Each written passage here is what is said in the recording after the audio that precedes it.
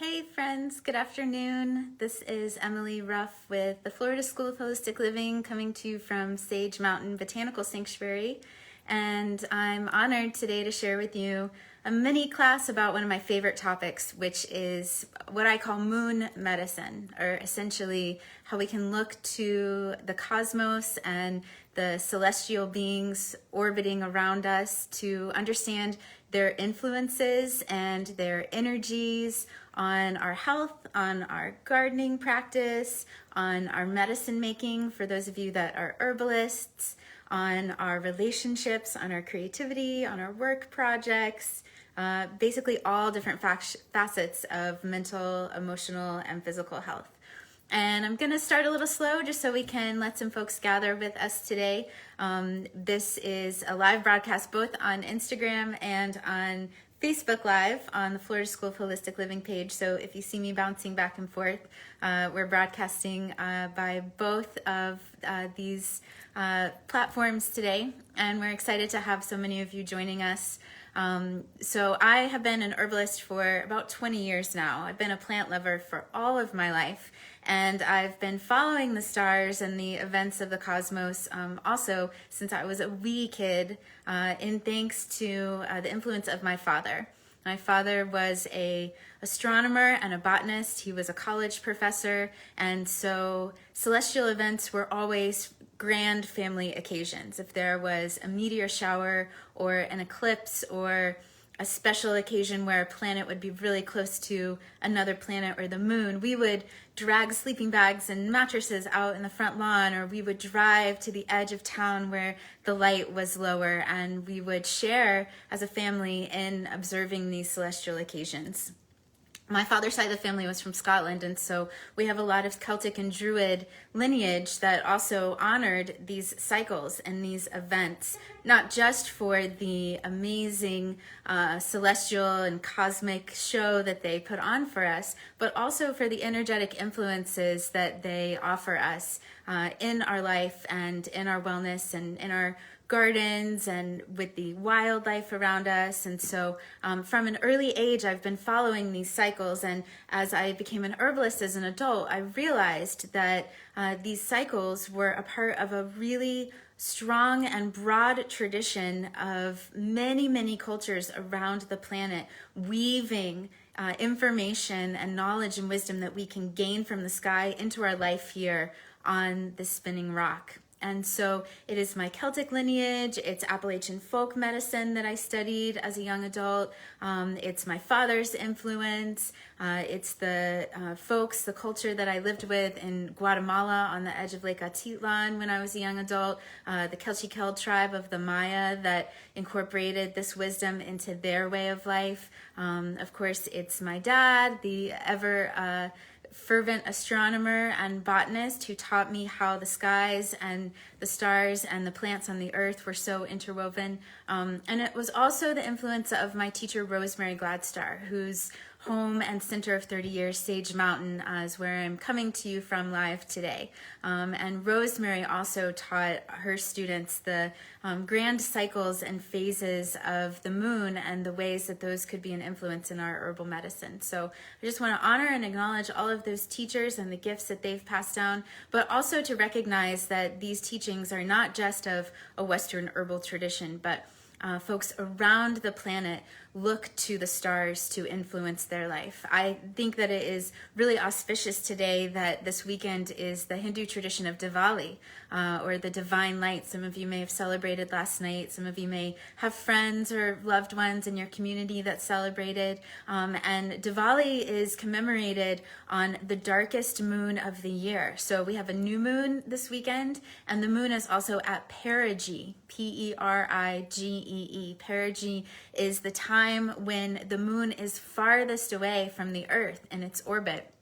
And so we have a dark moon and we have a moon far away from our planet, the darkest moon of the year. We light up the night with our candles and our love and our celebration in the tradition of Diwali ceremonies. So Hindu traditions have looked to the moon, Orthodox Jewish calendars, also Greek Orthodox Christian calendars look to lunar cycles. If you look back at biblical times, there is a lot of influence of lunar cycles in when certain ceremonies and practices occur. I mean, even the very common holiday we think of as Easter, that even to this day is set on the calendar based on the first Sunday after the first full moon after spring equinox. A lot of folks don't know, why does Easter not occur on the same Sunday every year? It's because it's following a lunar calendar. And so what I'll share with you today, I just want to acknowledge, is a weaving together of different traditions that have been taught to me through the decades. And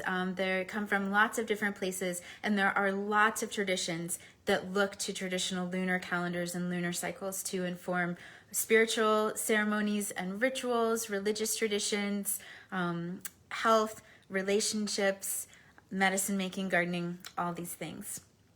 So when I think about moon medicine, I think about acknowledging and honoring and following these cycles as a way to become more aware of my relationship with nature, with heaven and with earth, and also to understand through that awareness how I am influenced through those forces and those influences of the cosmos and of nature. And through that understanding of how these forces and these energies are influencing my life, my physical health, and my emotional well-being, I hope to tap into a greater sense of harmony, of creativity, of balance, of nurturing, and of a deeper relationship with nature. So it is my hope that this little class that we'll share with you today just brings about a little bit more awareness about one aspect of the moon and how it influences life on this planet, in the hopes that you can start to weave that into your life as well and receive some of the benefits that I have too.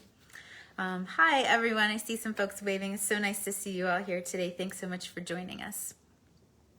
So when I think about the concept of moon medicine, or the study of the moon, of lunar living, as I like to say, I'm looking at the intersection of astronomy and astrology and those influences on our inner and our outer worlds. You can think of astronomy as the study of celestial phenomena, and you can think of astrology as kind of curating a map of those celestial phenomena and the patterns of their influence on our terrestrial experiences.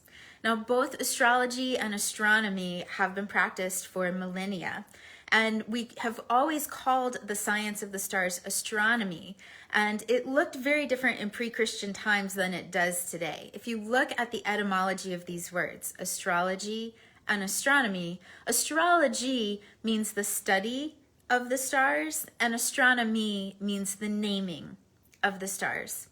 And in pre-Christian times, before the Gregorian calendar, before Julius Caesar changed the way that we honored and marked time in Western society, we practiced much more of a study of the stars than what we currently do, which is a little bit more of the naming of the stars. We so often, even folks like Galileo, were really looking at the stars and understanding what are their influence on us on this planet, as much as they were saying what is their orbit and what do we call them and what is their behavior. There was a much deeper relating to those events as to how do they influence us here on the earth.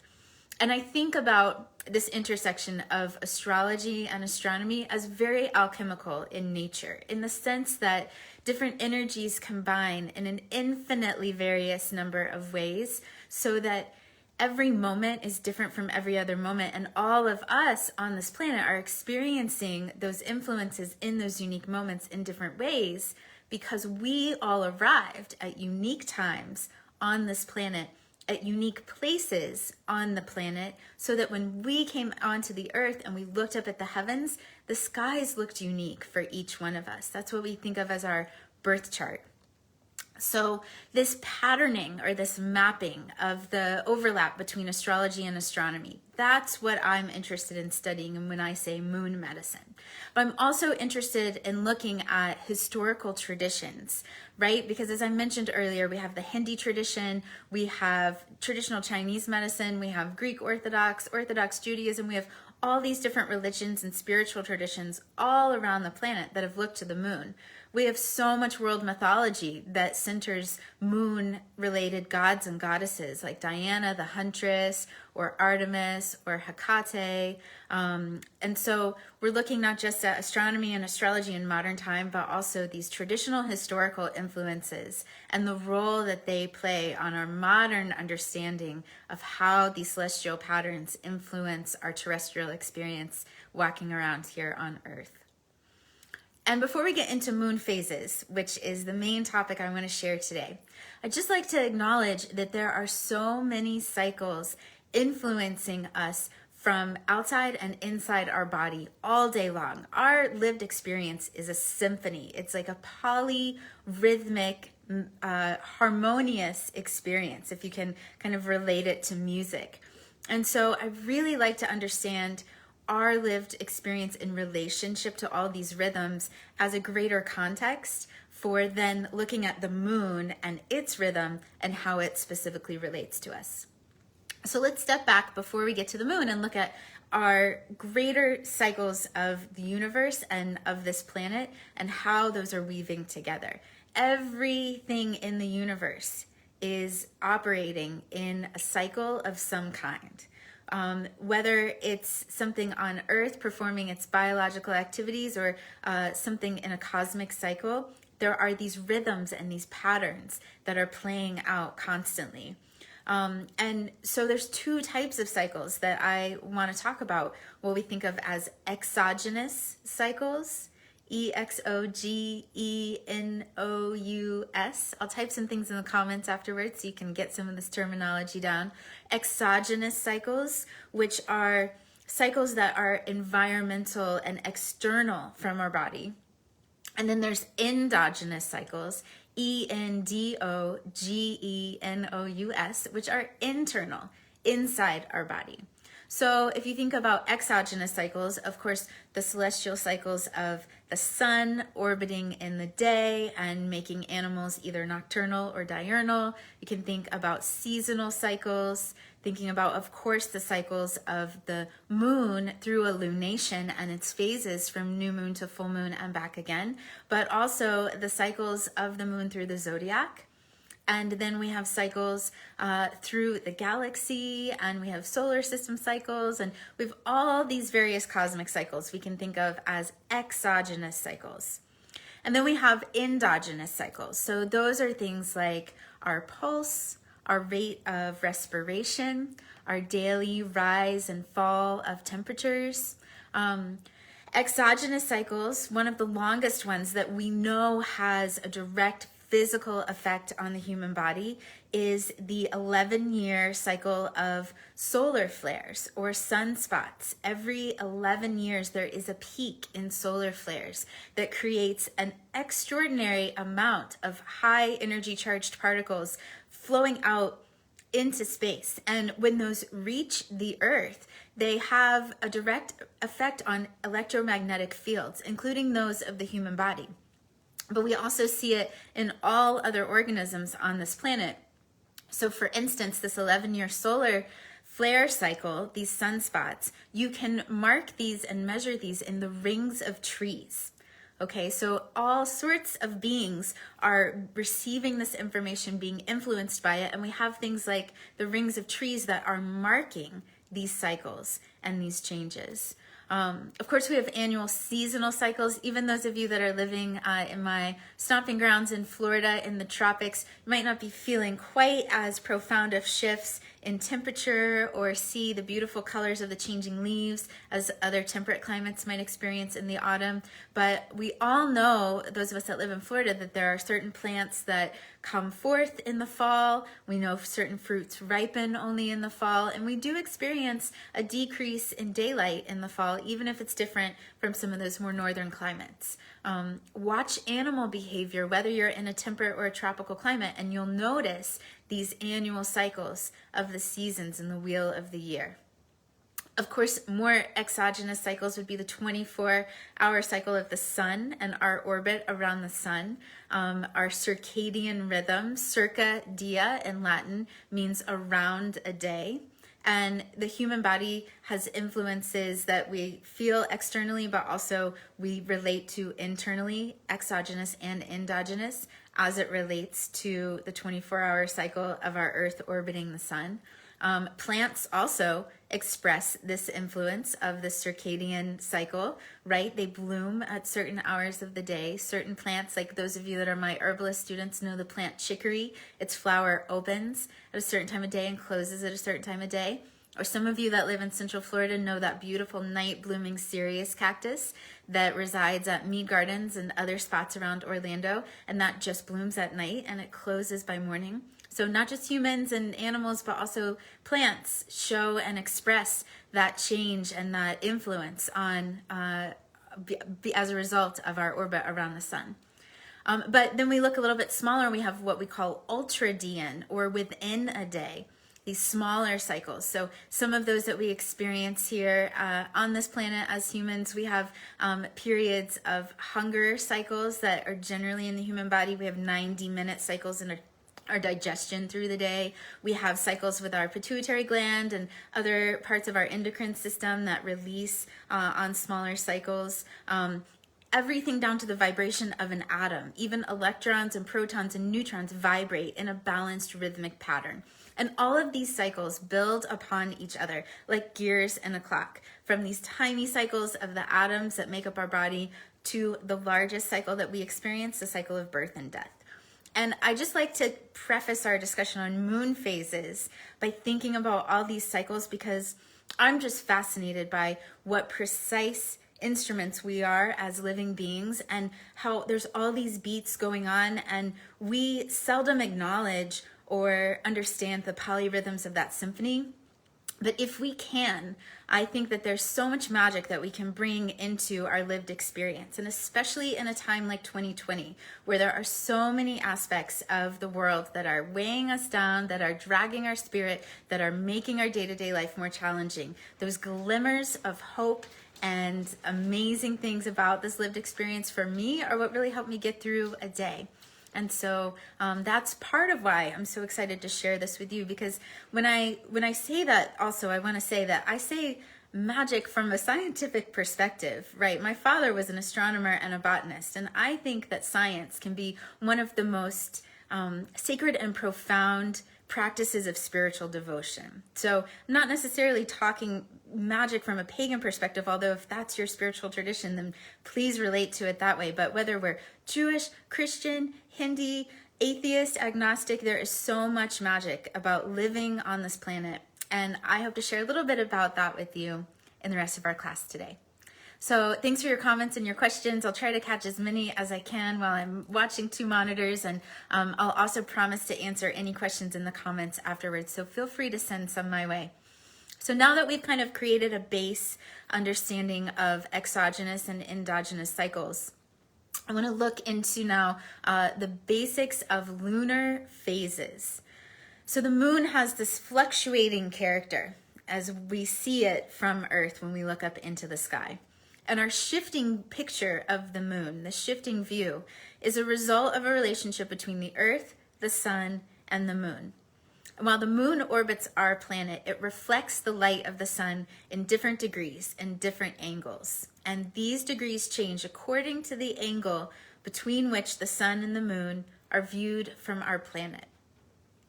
Because the moon is so close to us, as it orbits around our planet, it influences water on our planet, it influences gravity, and the reflected light that it shares with us from the sun also changes and has an influence on biological life. We are very familiar with the influence that the moon's gravitational force has on water, because it causes the rising and falling tides, not just in the ocean, but in every living thing, including the plants that we're growing in our garden and our bodies, which are made up of so much water. As the moon orbits around us, it pulls water with it. It rises in the east and it descends in the west, and its path across the night sky appears to change in size and shape as the shadow of the earth and the light of the sun move across its surface. I have a little diagram here that kind of shows that for us. Hopefully you can see it a little bit on both of the screens. And I'll also post this image on Facebook and on Instagram in our stories, so you can check it out. But you can see the sunlight as it shines towards the earth. And as the moon moves around the earth, the degree to which the sunlight is reflected off the surface of the moon changes. So when the moon is closer to the sun and in between the sun and the earth, we actually have no light reflecting from the moon. That's the new moon or the dark moon, where we are right now. And when the moon is on the far side of the earth, that's when we see the full light of the sun reflected, or the full moon, or the bright moon. And again, I'll post that image in our story so you can see it a little bit better.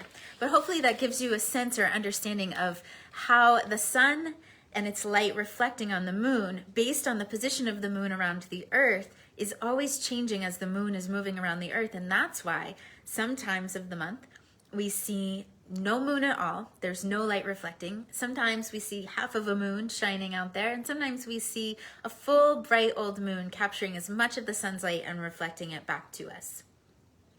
This cycle around the earth is called a lunation.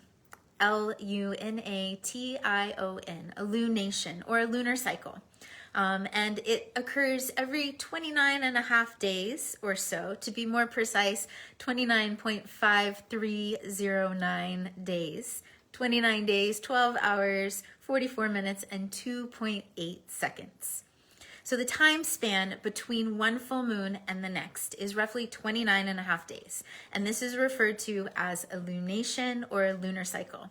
Now, some of you that have studied astrology, either Western astrology or Vedic astrology, know that we have two types of calendars, Synodic calendars and sidereal calendars. And in our full year-long moon medicine course, we do talk a lot about the distinction between the two. But for our purposes today, when we're talking about moon phases, we're talking about the Synodic calendar. And that calendar is studying or monitoring or calculating how the moon travels as it appears from where we stand on Earth.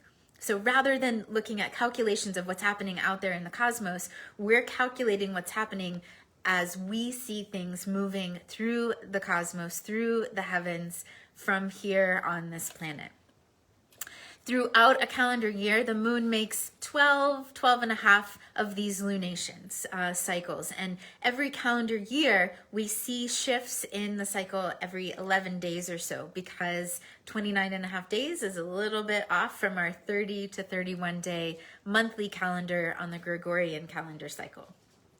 So our lunar calendar typically begins with the new moon or the dark moon, which is the moon that's shining over us tonight, even though we can't see it. It then moves towards the full moon or the light moon, and then the light decreases and it moves back to the new moon. The period from the new moon, the dark moon, growing in light towards the full moon is called waxing. And the period from the full moon, the bright moon, decreasing in light back towards the new or dark moon is called the waning period. And we have 4 distinct sections within that 29-day cycle, from one new moon to the next new moon. And so I want to break those up a little bit and share with you about those. Right now we're at a new moon. For the next 7 days or so, the moon will be growing in light from the new moon to what's often called the first quarter moon. The new moon begins when the sun and the moon are in conjunction. And that means that the moon and the sun are right in front of each other as we see them from the earth. But of course we don't see the new moon because there's no reflected light, because the sun is essentially behind the moon right now. For a few nights there will be darkness, and then we will start to see just a little sliver or a crescent as viewing the moon from the earth. We call this moon the new moon or the dark moon again, and this is the beginning of the lunation, the beginning of the lunar cycle. The beginning of this phase. It lasts about a week, and towards the end of this phase, the moon will start to appear shortly after sunset as a thin crescent in the night sky. In gardening, in creative practices, in work projects, in intention setting, This phase is considered the time to plant our seeds, whether they are physical seeds or figurative seeds. This is the time where we set our intention. This is the time where it is most ripe in our gardens for us to plant seeds and use the growing energy of the moon to influence those seeds towards their successful sprouting.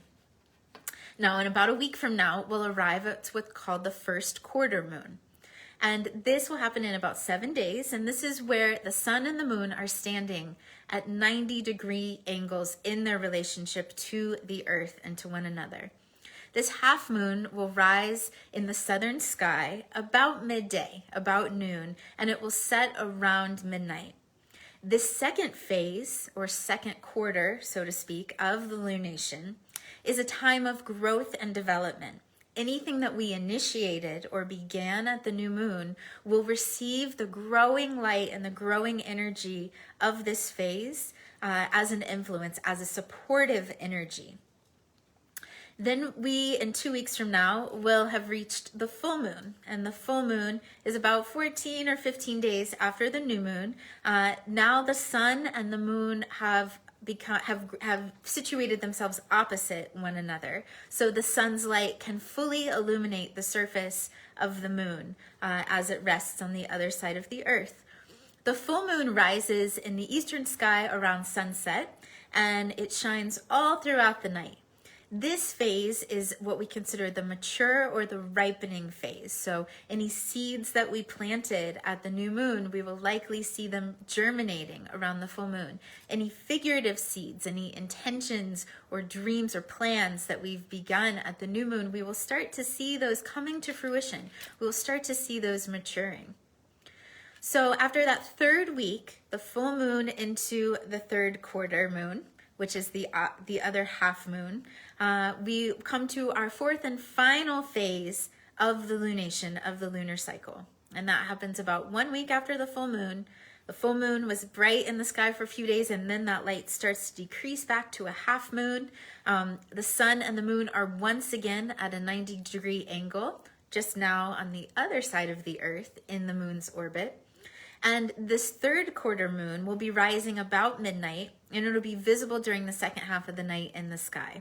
It'll be in the southern horizon at sunrise. And then a few days before another new moon reaches us, we will start to see just a thin crescent of the moon in the sky once again.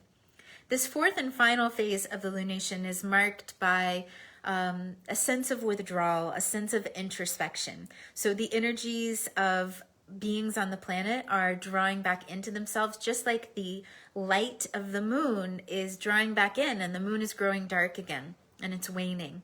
And so in this fourth and final cycle, a lot of times in our garden, we're thinking about tasks like weeding, like cleaning the shed, like digging through the seed catalogs and preparing for our next round of planting, certain types of crops we might be harvesting. But we think about this phase of the cycle as a phase where we're going within and we're preparing for the next new moon that will be arriving again shortly. So again, the growth of the new moon to the full moon is called the waxing phase, and the full moon to the new moon is called the waning phase. And sometimes in folk gardening practices that are following the lunar cycles, they just follow waxing and waning. They say plant during the waxing and harvest or take care of other chores during the waning. Some gardening practices will look at each of those 4 phases and specifics related to leaf crops or root crops or fruit crops or flowers or seeds. And still other gardening practices will go further still and we'll look at the moon as it travels through the zodiac, through the different constellations of the sky, and each of the energetic influences of those 12 signs of the zodiac and how those affect beings on the planet, especially our plants, and the light cycles and their different energetic influences based on what types of crops we're hoping to harvest from them. But if we just look at the moon phases, let's just take it really simple, waxing and waning. If the new moon to full moon is the waxing, light is growing, and so is the gravitational force between the earth and the moon. That gravitational pull, especially when combined with the sun, can actually deform the surface of the earth by as much as a foot. So we observe the surface of the earth bulging, and we also especially observe oceans and bodies of water bulging. At certain full moons, when the moon is at apogee, when it is closest to the planet Earth, the bulge of the ocean and its waters can be measured up to several feet. So this is not an insignificant gravitational concept and gravitational influence. And we see that in the oceans. We also see that in the human body, and we also see that in our plants because they are made of so much water. So we think of the water in our plants rising up towards the above ground parts, like the leaves and the fruits and the flowers and the stalks in the waxing phase.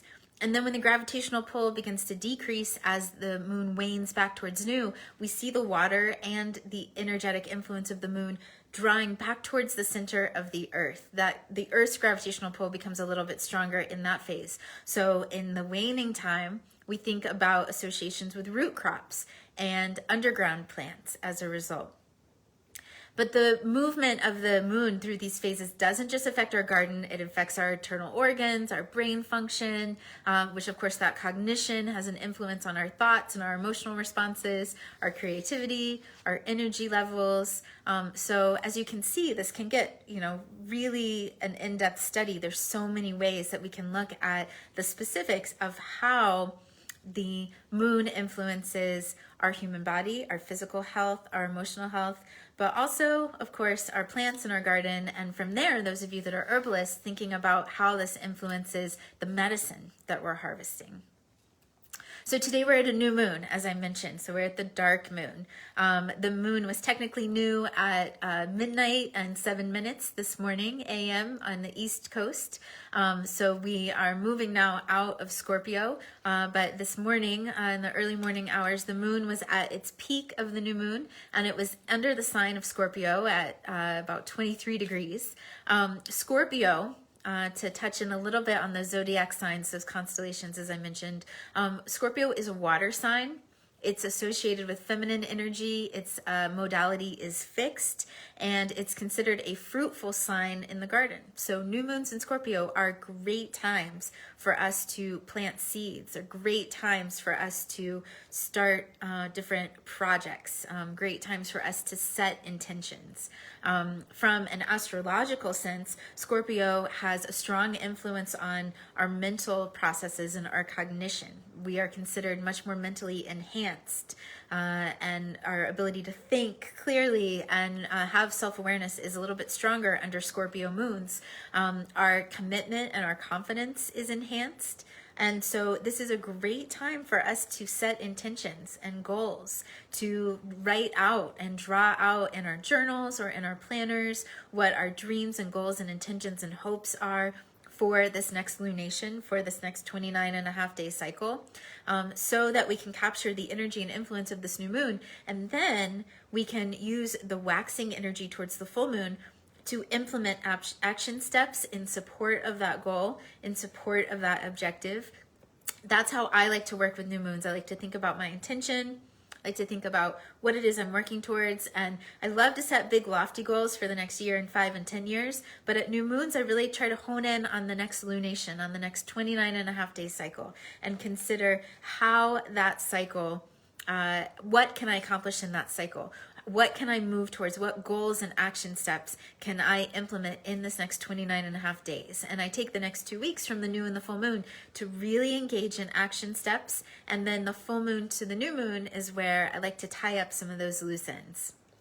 Again, the Scorpio influence that we have under the new moon today gives us a unique level of commitment and confidence that we don't always see with other zodiac signs and their integration with the moon. So I really encourage you to take out a pen and some paper, grab a journal, a diary, or even your notes on your pocket robot on your phone or your iPad there, and write down what's your goal, what's your intention for this next 30 days, and return back to that as the moon waxes in light, and revisit it on the full moon and think about what action steps you've implemented and how you can tie up loose ends to work towards that goal. Of course, the moon is not the only celestial body influencing us out there in the heavens, and so I would be remiss to not share with you a little bit about some of the other astronomical events that are coming up. On the 18th and 19th of this month, in just a few days, look for Jupiter and Saturn near the crescent moon. They make a beautiful alignment in the night sky. That's a nice one to catch, and even those of you that live in a city with a lot of ambient light should be able to see some of that. We also have the Leonid meteor shower this month on the 17th and 18th. That shower is best viewed in the pre-dawn sky, so in the early morning in the south. And if you live in a city, you might want to drive to the edge of town, try to find a place where you don't have too much light pollution so you can catch some of those beautiful meteors falling into our atmosphere and giving us such a nice light show.